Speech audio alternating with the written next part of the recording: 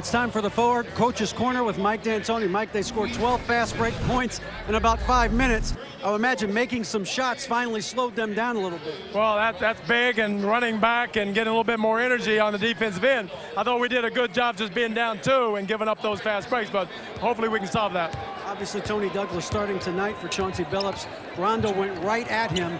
What does Tony have to do to counter that? Well, he's probably got to pick him up a little bit and slow him down. We've got to let him get too deep, but the big's got to get back and turn around and help him. He comes down by himself. It's real tough. We got to load up with the big guy. Thanks, Mike. Okay. All right, David. Tony Douglas sitting down after picking up those 2 fouls. So Anthony Carter now at the point.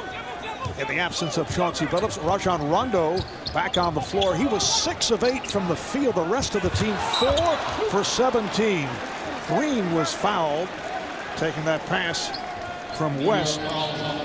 So Jeff Green will go to the line. The foul committed by Jared Jeffries. And Marv, we heard Mike D'Antoni say he thought his team did pretty well to be only down 2. I mean, how about these numbers? The Knicks have been outscored in transition 12-2. They're 0 for 4 from the three-point line. And Amari Stoudemire is 0 for 5 for 0 points. So it's a miracle that they're only down 3 right now. But if you're Boston, you know, the one concern for this club, I think, is when Rondo goes to the bench, what happens to their offense? The second unit struggling, no real pop to their game. And we'll keep an eye on that tonight and really throughout the playoffs. Doc Rivers has Rondo and West in the backcourt. Davis up front with Green and Pierce. Boston by 3. They've led by as many as 10. Stoudemire has not been able to get going to this point. The tip by Walker kept it alive. And a foul is called as Sean Williams was able to grab that offensive board and was hit by Paul Pierce. Well, Stoudemire now 0 for 6. And Marv, I thought Kevin Garnett was embarrassed after game 1. You know, the highlights of Amari dunking over him were shown a million times around the country. And he came out so much more determined tonight, and he really got into Amari's body, didn't let him get off to that quick start.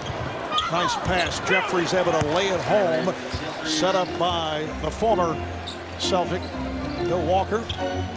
1-point lead for Boston. Yeah, you look at the numbers, Garnett the other night, 15 points, 13 rebounds, but just 5 for 14. And you mentioned the play at the defensive end, although he did a good job denying Stoudemire those final 3 minutes.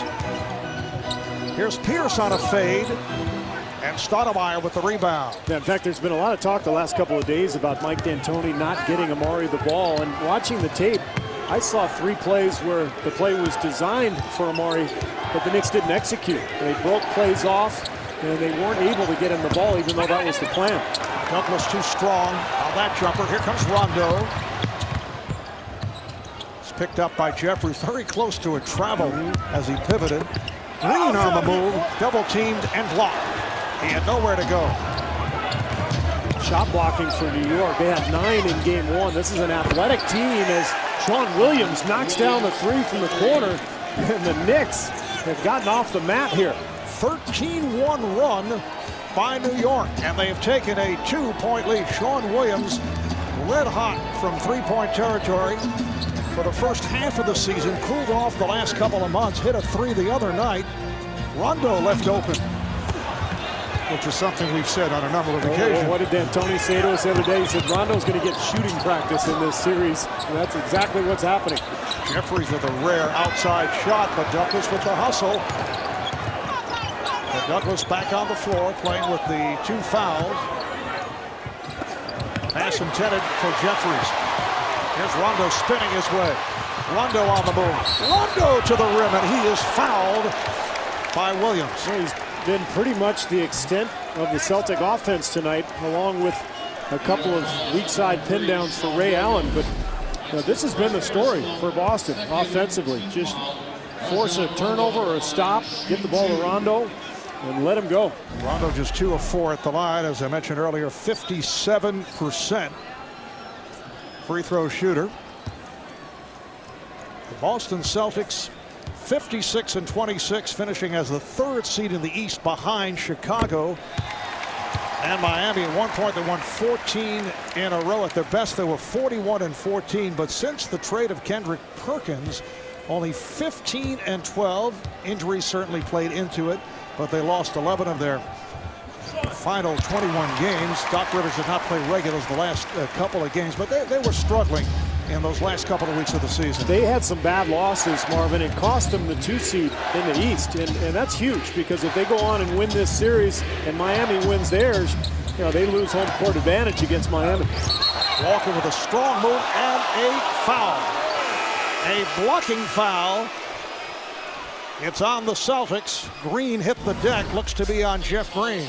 Now the Knicks, a team that loves that three-point line. This is their first one of the night. Sean Williams from his favorite spot in that left corner.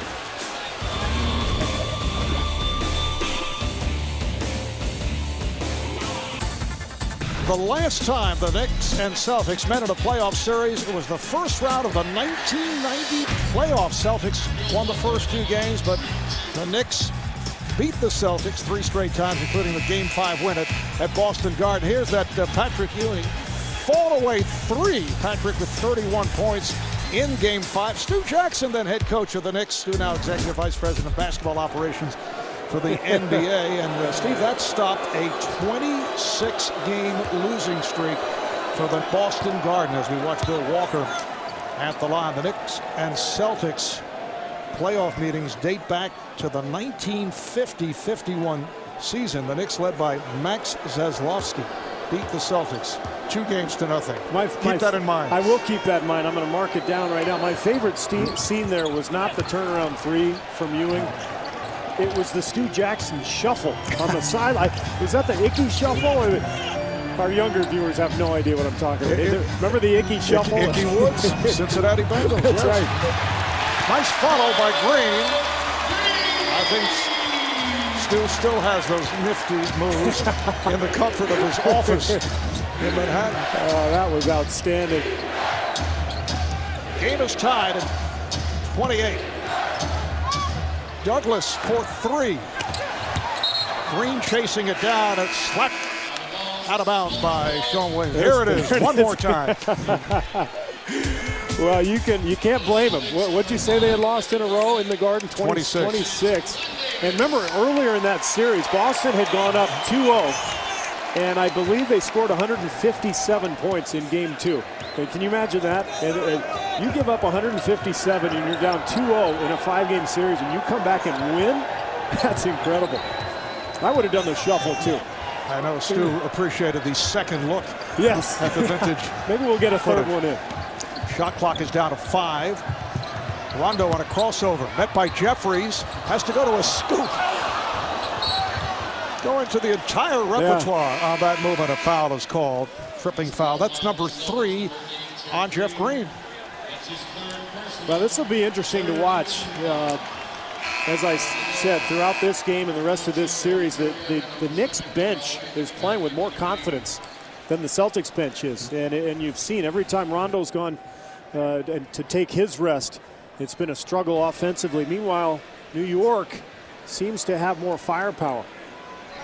A lot of unwrapping for Jermaine O'Neal. We mentioned earlier that he went back to the locker room. That was because of a sprained left wrist. He had it iced. You can see him take the ice off the knee as he checks back in. He's been mummified the last few years. I mean, he's had a lot of injuries, and it's getting up there in terms of the number of years for Jermaine. And Amari Stoudemire with his first 2. He had missed his previous 6 shots. West putting a move on Douglas, posting him up. Nice move. Delonte West, an excellent post-up player, as we have seen over the years. And Doc Rivers thought that West really thought too much. As Douglas gets the jumper to go. After Game 1, he thought Delonte, who's a very aggressive player normally, was just thinking too much and trying to execute the offense. And I think you're going to see him be much more aggressive here tonight. Has anyone said that of you? Think too much? O'Neal, yes. And that is his first field goal. That's just gravy, and that's what we saw the other night. I mean, he's out here for defense and rebounding, but he was 6 for 6 the other night, and now he's got a little confidence out there. Nice moves by Walker, but too strong. Rebounded by Turiev. Here's Douglas feeling it. Rebounded by Garnett, who just checked back in. Turiev is such a good player, and they have to play him in short bursts, but because of the energy that he expends. But what a great pass he just made. Oh, what a move by Pierce. Could not finish. Turiev over the years has been injury hit. He's made it back from open heart surgery. That took place back in 2005. Anthony with a long three. Pierce, Knicks have a 3-point lead. Anthony now picking up Rondo at the other end. And great players like Anthony never seem to get their confidence down, even after a horrendous game one. He came out firing today. Garnett.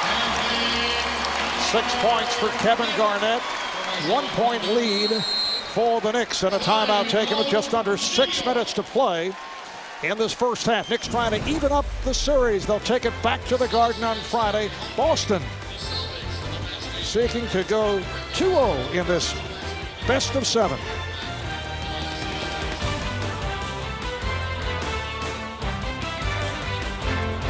Back in Boston, coming up at 8 o'clock Eastern time, and time for the Cinco stat of the night, presented by Corona. I think this is great. I mean, look at these numbers. The Celtics defense so strong, and in the last 4 years, look how they've improved, except for 2009, and oh yeah, that's when Kevin Garnett was injured and not playing. So you want to talk about the impact that one player can have on a defense.